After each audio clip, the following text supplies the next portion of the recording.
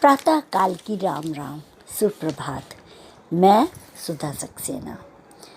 वसुधैव कुटुंबकम हमारे भारतीय ऋषि मुनियों का, वेदों का सदैव से आह्वान रहा है और हम सब एक हैं, एक ही ब्रह्म के अंश हैं, किंतु हमने स्वयं को अनेक जाति संप्रदाय समुदायों में बांट लिया है, जबकि सृष्टि के विकास के लिए और जीवन में सहज रहने के लिए एकता अत्यंत आवश्यक है। तो आइए आज कुछ एकता पर ही विचार करते हैं। मानव धर्म समस्त के साथ धड़कने का, एक होने का गीत गाता है। परमपिता परमेश्वर ने जब सृष्टि की रचना की तो धरती पर उन्होंने कहीं भी सीमाएं नहीं बनाईं, परंतु अफसोस कि मनुष्य ने कागज के नक्शे बनाकर समस्त मानव जाति को भिन्न भिन्न सीमाओं और संप्रदायों में बांट दिया। पर आज आवश्यकता है तो यह जानने और समझने की कि मानव धर्म के महासागर में कहीं भी गोता लगाओ, उसका स्वाद एक जैसा होगा।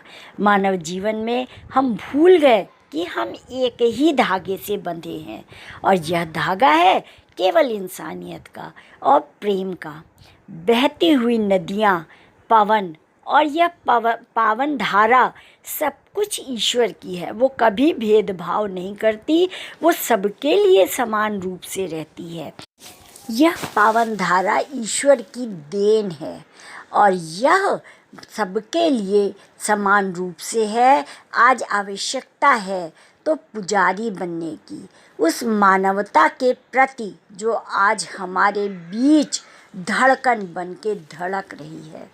हमारे देश की परंपरा ने हमेशा ही भावना, सद्भावना और प्रेममय वातावरण का निर्माण किया है।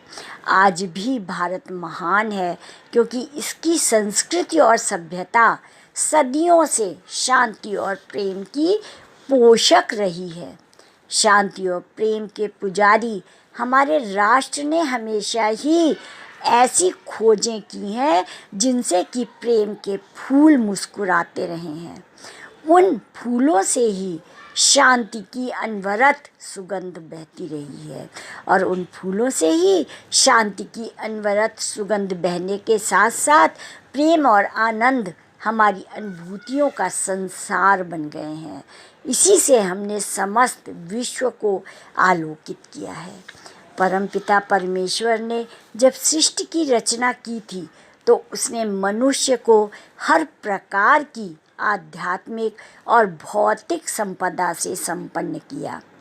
सांसारिक संपदाओं में मनुष्य इतना उलझता गया कि उसने मानवीय संवेदनाओं पर प्रहार करना शुरू कर दिया अपने स्वार्थ के लिए।